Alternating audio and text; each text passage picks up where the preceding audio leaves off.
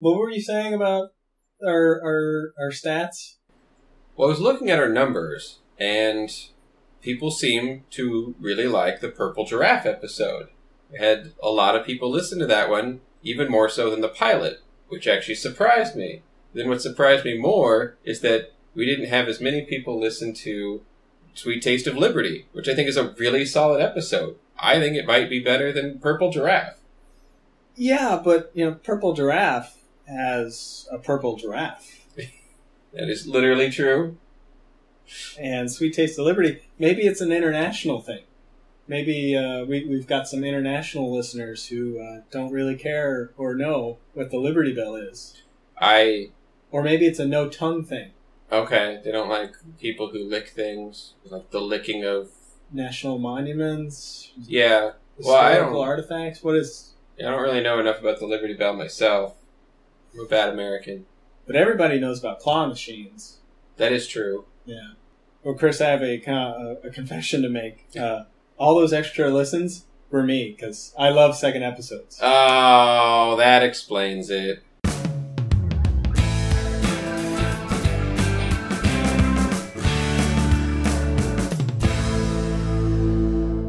This is Him Yim Superfans. Hello, Chris Venezia. Hello, James Hamilton. Hello, Mother fans. This is the show where we talk about the CBS comedy How I Met Your Mother.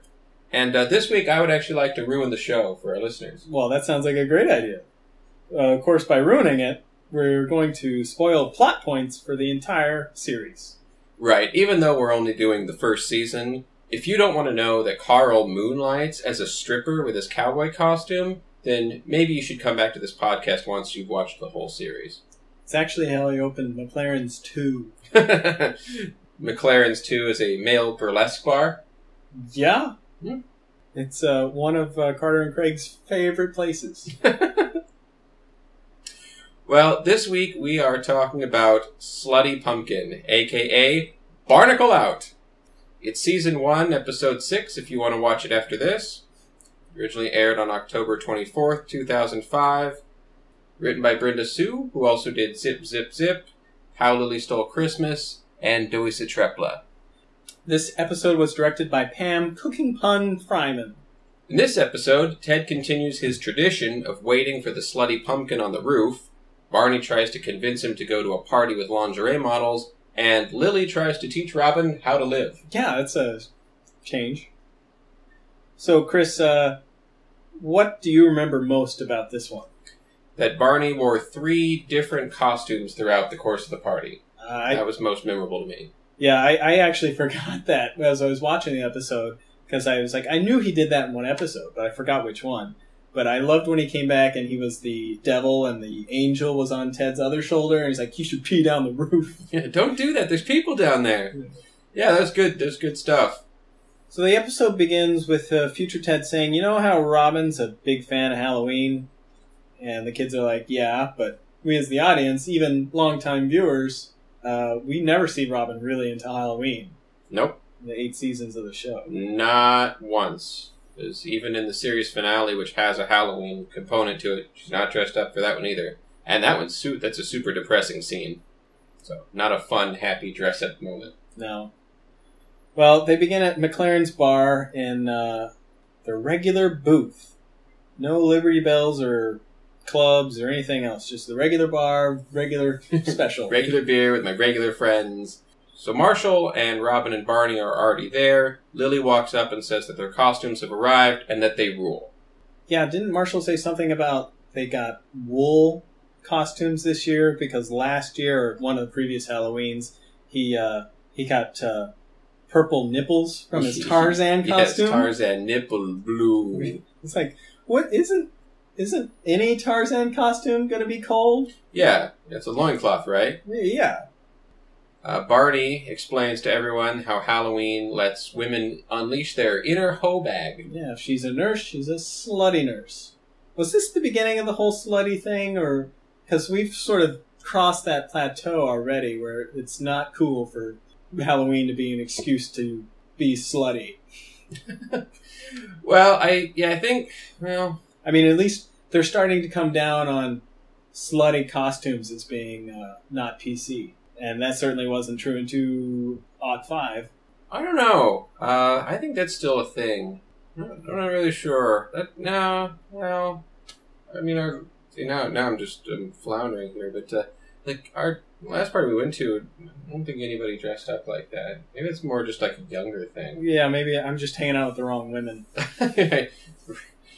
Could be. I noticed in this scene, Chris, that in contrast to the previous episodes, their beverages have started to identify with the character a little better. Like, for example, Robin drinks white wine out of a wine glass, and Barney's drinking scotch now, and Marshall has still got the beer stein. They still have those beer steins at McLaren's until they all get broken or something. Yes, yeah, and then they go to the pint glasses that have the McLaren's logo on them. It is funny to me that they go ahead and have the liquor identify the person before they abandon that completely and just go to the pint glass. So we find out that Robin's been seeing a guy named Mike for a couple weeks. Yeah, we've never seen him. I don't know what he looks like. He's just... Yeah, I've been dating this guy Mike for a couple weeks, and Lily says, "What's going on double date for Halloween?" Yeah, Robin doesn't seem quite as excited about it, but she agrees to it. Meanwhile, Ted shows up, and he has this nice little interaction with Marshall, where Marshall's like, "Hey, Ted, guess what?" And Ted already knows he wants to talk about the costumes, and they're like, "Yeah, man, the costumes come in, and they are awesome. That's why we're best friends." Yeah. It's just another chance to show that on screen. I really like that, and also I really liked that, Barney didn't even get a chance to say, "But I'm your best friend." They just skip over that in this episode. That was an opportunity for Barney to do that. Yeah, they don't have time for that this time, because Robin asks Ted what he's doing for Halloween, and that's when the whole group groans. Because they know the story, that Ted's just going to stay up on the roof waiting for the Slutty Pumpkin. Yeah, and this reminded me of when we talked about the olive theory, that they saved it in the writing. They saved this moment for when Robin can ask the question. And it makes sense. It all flows very naturally because nobody else would ask Ted, because they don't have to ask, because they already know. But then Robin asks the question, but this time they put a little bit of a spin on it, and they have the entire gang answer her all together in unison because they've heard the story so many times. But it's still a nice way of getting the information to the audience without having two characters that already know the information just say it to each other. Right, like it's Robin's the stand-in for the audience in this scene. And I also like that this is another early indicator of Ted's personality in that he likes telling stories. Yep. He also gets fixated on stuff. But I want to point out here that he met the Slutty Pumpkin 4 years before this scene, before this year, before 2005. The Hanging Chad would have been a reference to the election that had been 11 months prior. Now, I want to say that because that may not seem like a long time, but it just builds and builds and builds as the episode goes on and we rewatch this. 11 months is actually kind of a long time for a political joke, I think. Yeah, I mean, Marshall says it in the episode, what a sad commentary on our political process that people don't even care. That, such an important part, like probably one of the most important political elections in the U.S. in at least the last century. And, the Hanging Chad thing was a big part of it, and it's just a joke now. Right. So we get to learn a little bit about the Slutty Pumpkin. Even though she's wearing this pumpkin costume, they call it slutty because it was carved in strategic places. Yeah, like the boobs, right? Yeah. Actually, then when we get to see the Slutty Pumpkin later on in the series, that's what it is. It's like the eyes are right over the boobs, and then you get to see her like she's wearing a bra underneath. Yeah. And so it's carved in strategic places. So finally get to see it. Her drink is Kahlua and root beer. Tastes like an alcoholic Tootsie Roll. And it's funny because the whole group is telling the story at this point, and Ted's not even getting a chance to tell his own story. Right, and Ted's excited because he's been talking to this girl, and she even likes Star Wars. So Marshall asks, how does she feel about Ewoks? And that reminded me of the Ewok line that Barney talks about in episode 705, Field Trip, where Barney explains that those born after 1973 have an affinity for the Ewoks, and those born after disdain them. And Ted, Marshall, and Lily are all 27 in the year 2005, making their birth year 1978. So the Ewok line holds up. Barney, we know, is older than the rest of the group, but we don't know how old. So we're guessing, based on the Ewok line, that he's 5 years old.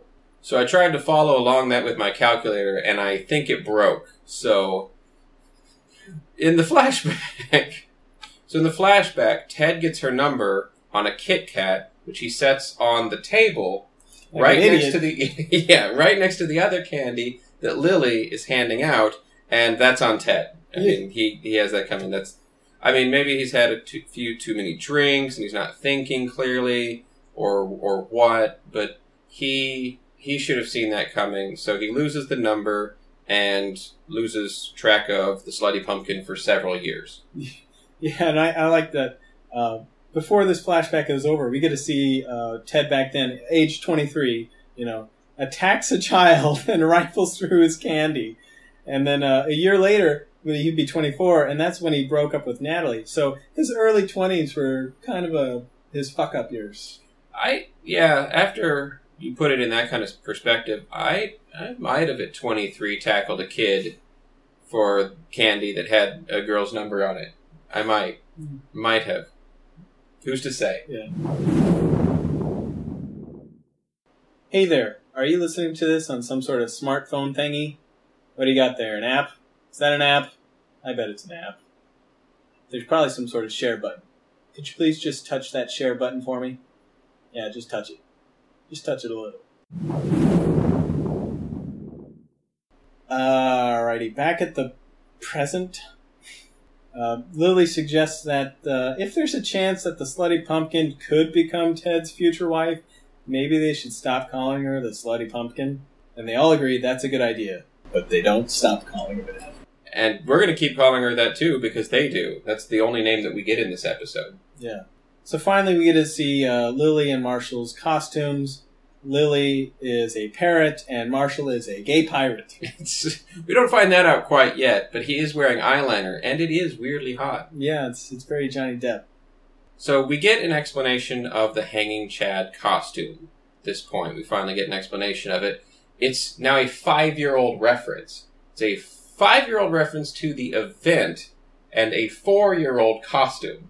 Yes. He's wearing it for the 4th year now. An 11-year-old TV show.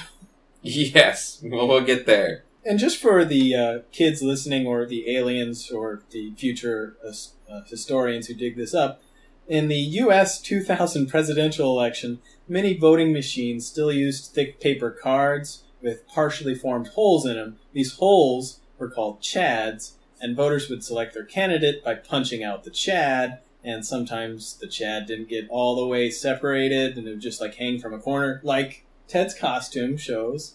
And that was, cynics would say that's the reason Bush won the election, and that's the reason we had 9/11 and went to war with Iraq, but only a cynic would say that. On a lighter note, I went as Ted Mosby as a hanging chad for this most recent Halloween 2015, which makes it nearly 15 years after the original reference, 10 years after this episode aired, and 2 years after the show ended. Yeah, but you still got a comment on it. So. I got several compliments on it. Maybe I will post it on our website, the picture of me in the costume. Yeah, check out our Facebook page, fans. Marshall and Lily go to the bathroom together to get Lily out of her costume so she can pee, and I always thought that was odd, because they clearly don't go into the bathroom, and Lily's costume really just looks like, tights underneath. It seemed like it'd be pretty simple for her to pull them down. I didn't think there's anything over there but a bathroom, though, because both of the bedrooms are on the window side of the apartment, like the furthest part away from the camera, where the camera is pointed. Mm-hmm. But that hallway to the left, I don't think there's anything other than a bathroom. I think there's a secret closet or something. Could be. So while they're in the bathroom, Ted hears some music coming from the hallway and opens the door. And it's Barney in a flight suit up, playing the Top Gun theme song on a boombox. Yes. In 2005, probably be the easiest way to play it, still. Yeah. Also, he's chewing gum, which I guess is part of the costume? Yeah, I think that's from the movie. I haven't seen that movie in a while. And Barney wants them to go to the Victoria's Secret Halloween party. Is this the one on the boat? We don't find out yet that it's on a boat, but yes, it's on a yacht. Yes. And Barney sees Ted in his hanging Chad costume, and he's like, no, you have to wear the flight suit. Your Chad is not going to be hanging tonight. Yep.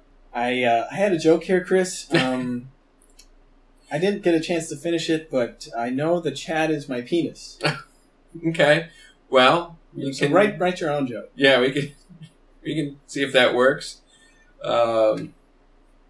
Instead of that, Ted's going to go up to the roof and continue his tradition. Barney doesn't care. He gives himself a self-5. Anyway. And Robin shows up just as Barney and Ted are leaving. Hey, Chad, how's it hanging? Says Robin. And, woo, says Robin, as Barney crosses her path. So, maybe there is something to flight suiting up, huh? Yeah, I didn't actually notice the woo. Yeah. So Lily comes back from the bathroom or wherever she was hiding during that part of the scene. And Robin mentions that there are a lot of gay pirates this year. Yeah. It's 2005, the year of the gay pirate. Marshall comes back from the bathroom or wherever and starts talking about his eyeliner again. And so Robin isn't wearing a costume, and Mike shows up in his Hansel costume. He's so hot right now. And that is Hansel, as in Hansel and Gretel, not Hansel from Zoolander, which is what I think of every time I hear Hansel. He's so hot right now. Robin makes a joke in an email about the Hansel and Gretel costume, and that's why she's not dressed up, but Mike is. And, I was thinking, what a scary, backwards world 2005 was before we discovered the emoji. Yeah, I mean, those are pretty much essential to making sure that your message gets sent off correctly. And even then, it's still a crapshoot, but you stand a chance if you use emojis. Ted and Barney are on the roof listening to the Shaggerats sing My Bonnie, and Ted starts getting really into it. He does seem like he's really into it. Barney is not into it, and he decides to drink Jaeger straight from the bottle as we go to commercial. Yeah. So the Shaggerats are as on pitch as they were in Spring Fling 95, according to Random Extra. And so I'm thinking 95, that would probably, that's too early for Ted, Lily, and Marshall's college years, but it's not too early for Carter Bays and Craig Thomas's college years. So maybe they were the Shaggerats. It could be. They have a band. So we move on to Act 2. At McLaren's, Marcia, Lily, Robin, and Mike are in the booth. And we get to see Cowboy Carl. He serves them oddly fancy food on nice plates, and we never see them serve food this nice before or after. Yeah, I thought maybe it was like a special Halloween's Day menu, like, some restaurants and clubs have like a Valentine's Day menu where it's like, you can have the chicken or the fish, but this seems like a full menu because they all get something different, and sharing food becomes part of the plot of the episode. Yeah, sharing food does become part of the plot of the episode. So Marshall and Lily share their food right away. And we see that Mike tries to mimic Marshall and Lily's what I call coupliness. And I feel like Robin gives it the best that she can. Like, she's trying to hold on to his hand while they're eating, which is really awkward and uncomfortable. Yeah. And she's not there in the relationship yet. No. And Mike wants to be, and she's not. And it looks so awkward. Yeah, the constant touching while they were eating really hit me in an off sort of way. Like, I'm a pretty affectionate guy. Like, when I'm with a lady, I'm the guy who likes to be touching her all the time, but not while I'm trying to eat a salad. I don't need to hold her hand. And the burger, like when she's eating the burger, it's not that he's trying to, hold hands there, but I mean, that requires two hands, but he's trying to get her to eat the chicken. It's like, well, I don't know, I got this mouthful of burger, and it's also taking up both of my hands. Yeah, but I kind of thought there was a look on Mike's face in that scene where he had the chicken on the fork and it was just sort of dangling there, like, pathetically, like he can't even figure her out. Like there's been a dramatic personality change in her between these dates that we never see off screen and this evening. It could be. I think that it would have been useful to see those other dates to get a better idea of like if Robin did have a personality shift, or if I argue that Mike did. Is that he's been cool with the way that they've had their dates and their relationship so far, but now that he's on the double date, he's the one that is like sort of flip-flopped. He's like, oh, look at this couple. I want to be like this couple. When it sounds like, to me, all they've done so far is spend time at each other's apartments having sex. Yeah, that's what I got. And when they went out once for tiramisu. Right, that's true. Tiramisu. Probably after a Marathon F session. We got the tiramisu? I like tiramisu, and you like tiramisu? Is that really a group activity? On the roof, Barney hits on the Hula Girl unsuccessfully with his, what's a guy got to do to get laid around here? He seems really impressed with himself for that joke. Yeah. Didn't really stretch his mind too hard on that one. The Hula Girl's not impressed. She said, oh, right, because I'm wearing a lei. And Barney's like, it's not funny if you explain the joke. Which, I don't know, sometimes it is funnier if you explain the joke. I think it is funny if you explain the joke. So Barney, having hit on everyone that he cares to, tells Ted that he's leaving. Which is where we find out... lingerie models on a boat! My way of saying it's the Victoria's Secret party on a yacht. And what will be sticking to that yacht? The Barnacle. Really? That's the nickname now? Yeah, the Barnacle. The Barnacle. That's it. Barnacle out. And there are two funny lines in this episode that are almost nearly lost due to editing that I want to point out. There's one where when Carl's bringing them the food and Marshall's sitting at the booth and he keeps doing these R jokes, like Arby's and Argyle, and Carl brings them their food and he says, Carl! But he does it so quietly, and he says something right afterwards that it's almost completely lost, and I really like that one. And then the other one is after this Barnacle business, where Ted has just been told that the Barnacle is leaving, and he says, have fun, Barnacle. And it's so close to the end of the cut of that scene that you almost miss it, and it's so quiet. And it's sad because I love both of those lines. This is the first time hearing that, because I did totally miss both those lines. I believe it. Yeah. Back at the bar, Robin and Lily go to the bathroom, to talk and poop. But mostly talk. They don't even use the restroom. That's the funny thing. It seems like they literally just went in there to talk. Yeah. Lily convinces Robin that she has to act a certain way or she'll lose Mike. Which, unfortunately, she is correct. That Mike wants a certain something, Robin's not providing it, and he will leave if she doesn't put on the girlfriend costume. Yeah, she gets real specific. She's like, you gotta share your food, wear a Halloween costume, that kind of stuff.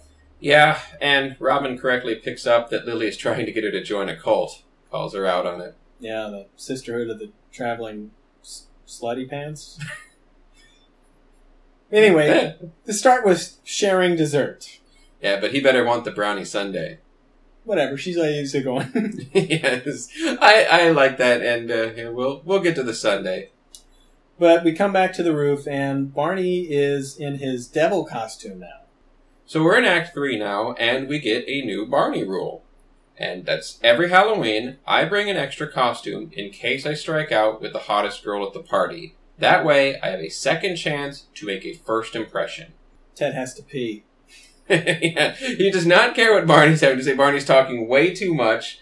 And the only thing that Ted can think about is that he has to pee. And then we get the devil and angel moment that you enjoyed so much. Ted has the devil and angel moment. And the random angel guy, just to close out the scene, asks for weed. Yeah. If they have any weed. So we go back downstairs to the bar. And Robin is trying to share the sundae with Mike. She did convince him to get the sundae, or he wanted the sundae.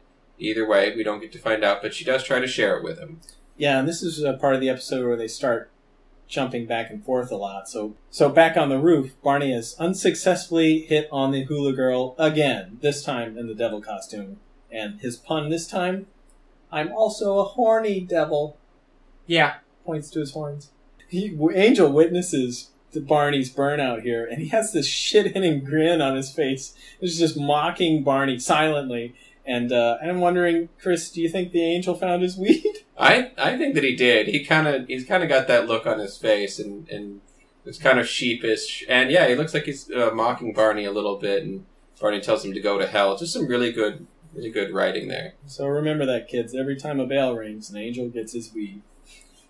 Back at the bar, Robin has attempted to put on the girlfriend costume, we'll call it, but she's not doing very well. Yeah, she's trying, but she just won't give up her individuality. That's where we get the whole tiramisu conversation.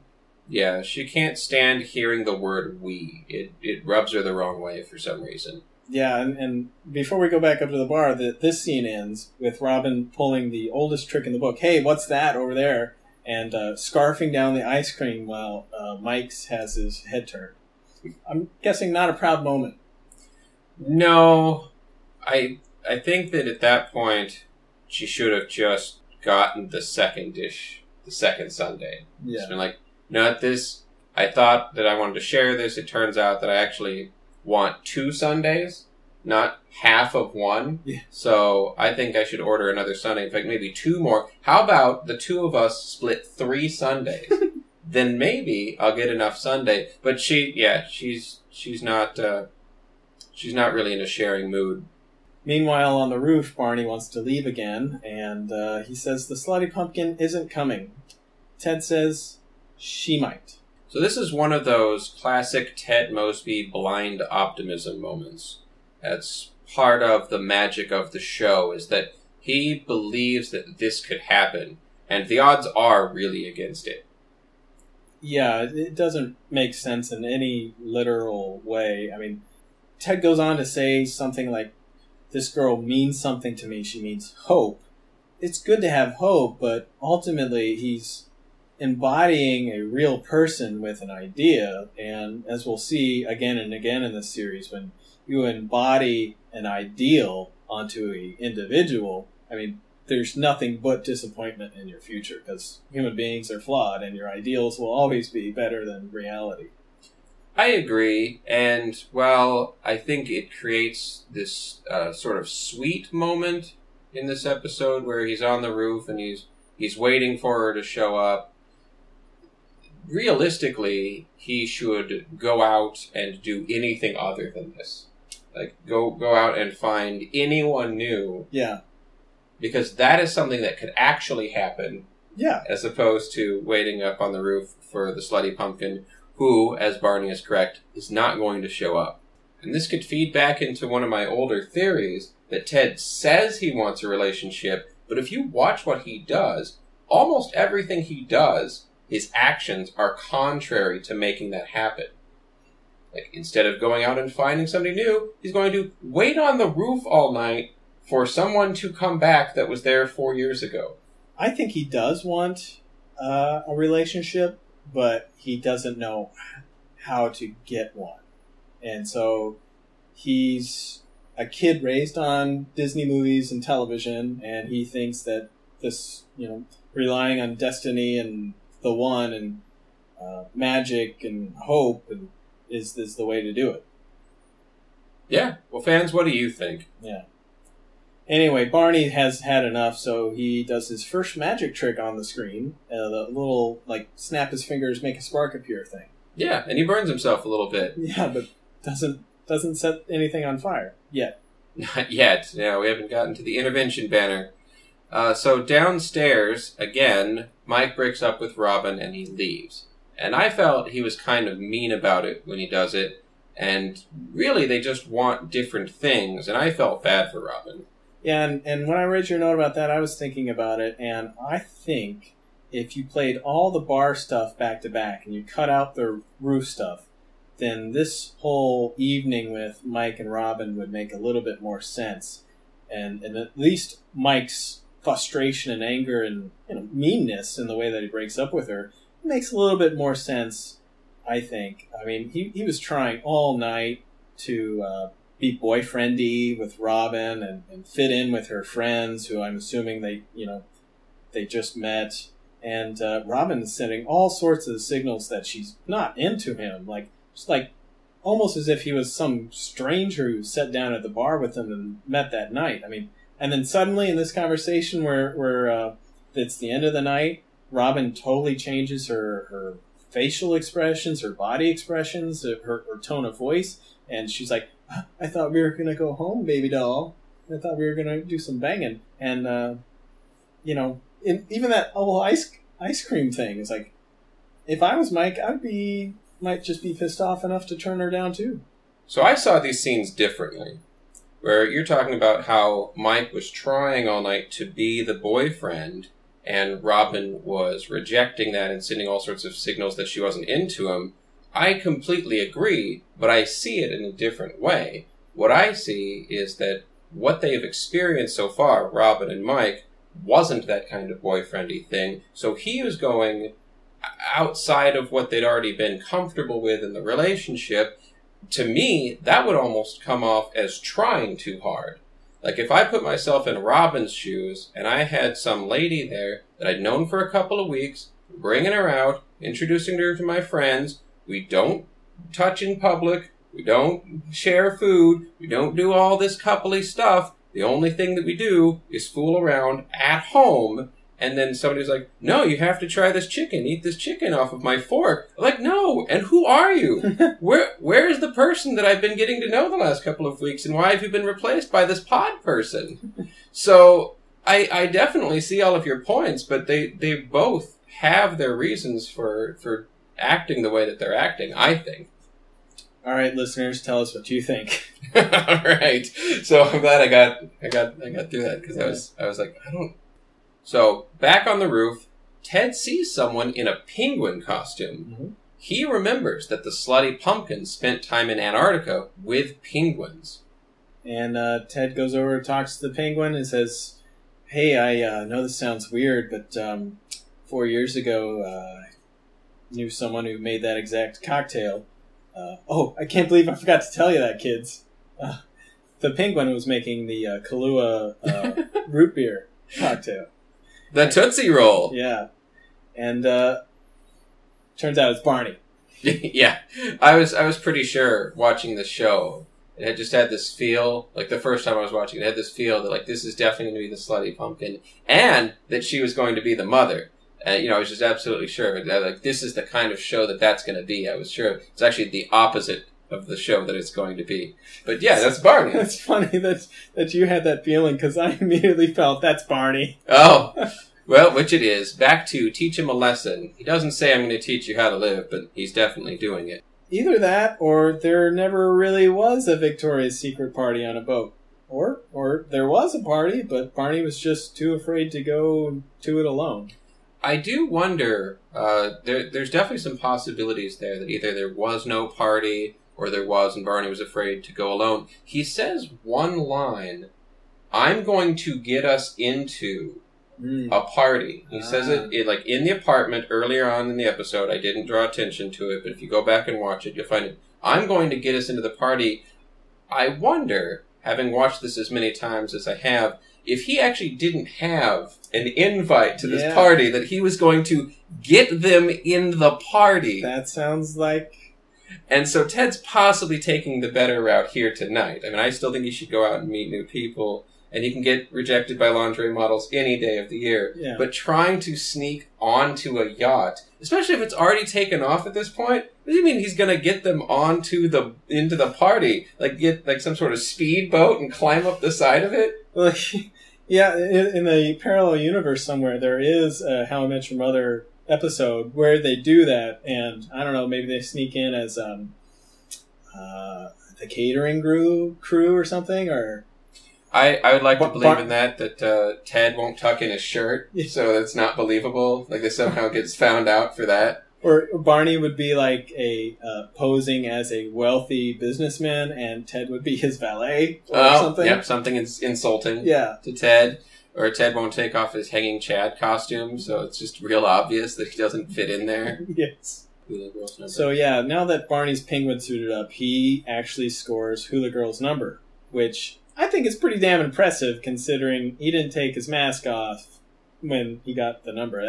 That sounds like a challenge accepted type of deal. Yeah, exactly. That, I mean, he was charming enough to somebody to get a number without seeing their face. I mean, people, even really good people, are at least a little shallow in that they want to know what the person's, looks like. Yeah. Just know what they look like. Right. Before, you would agree to go out on a date with him. You can't even see his physique in that costume. No, and it's actually very dumpy. Yeah. It's got the very, the extra fat on the penguin belly, like the flippers on the arms. Like, you can't tell anything. And actually, I mean, NPH is in good shape, and you can't tell. Yeah. Barney wants to leave again, and he flippers Ted off. Yes. Ted can't really tell what he's doing, so Barney has to describe it, which he's explaining it, and it is more funny because Barney explains the joke. So suck it, Barney. Back downstairs, Robin's gotten a second sundae. Like I said, fans, one wasn't enough. Actually, she didn't want to split one. Half of one sundae was not enough for her. She wanted 2 whole sundaes. So maybe if they'd ordered 4 or 5, I think. Now I'm up to 4 or 5. And I think they could have, she and Mike could have made it as a couple. Yeah.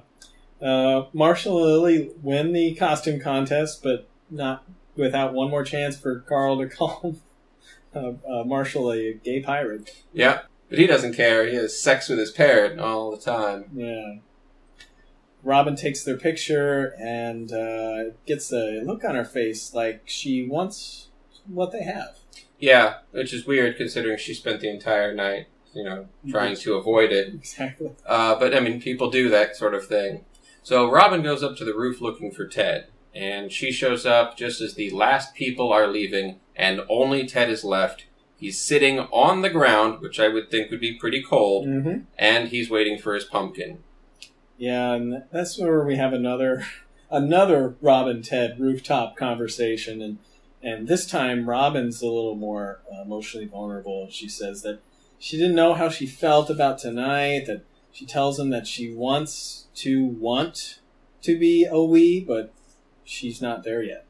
Yep. So she sits down to keep him company, and Ted says, it's my pumpkin's probably not going to show up, but it seems like a nice spot as any to just sit and wait. It is a pretty well-lit rooftop for 2:43 a.m., I'd have to say. Yeah, in New York? Yeah.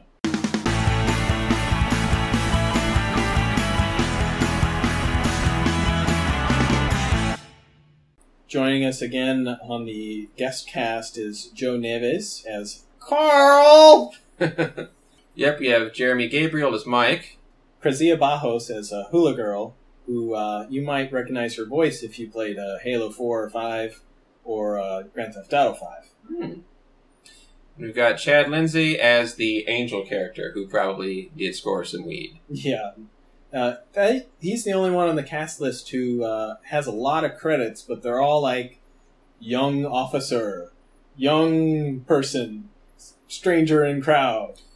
Is that kind of actor that you've told me about that does everything that they possibly can in Hollywood so that you recognize their face, but they never get like a lead role? Yeah. I did want to throw out a continuity error. This one's actually pretty glaring, so we'll have to chalk it up to Ted remembering the story incorrectly. On the roof, Robin tells Ted that she never played team sports. This is completely not true. She played hockey. Unless her dad was such a badass that she forced her to play hockey solo.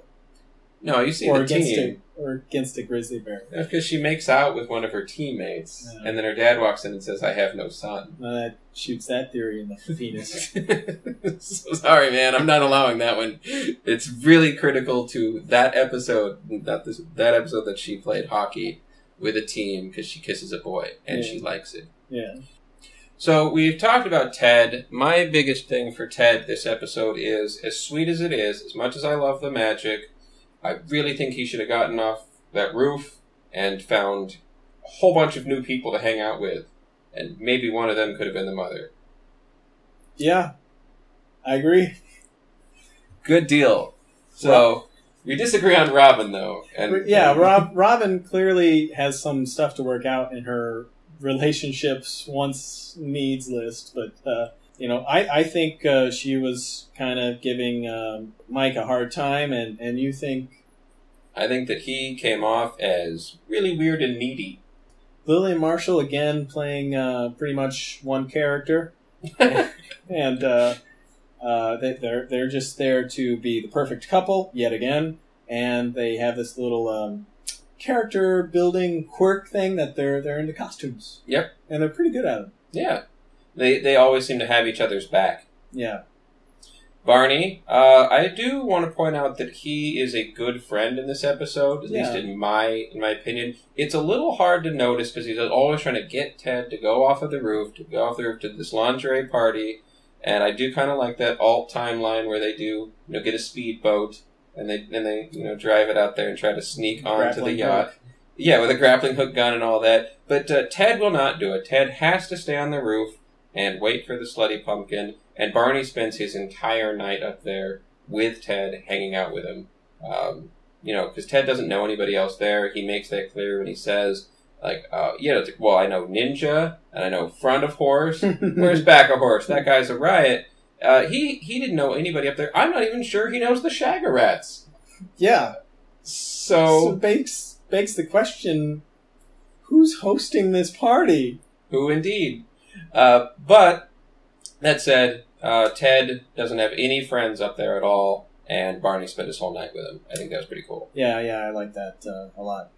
And I'll just throw in here, Hula Girl's motivation was apparently to keep making herself cocktails, because that was the only thing she did in the episode. Yeah, she's kind of a plot point. Yeah. And one more thing, Chris. My body lies over the ocean. My body...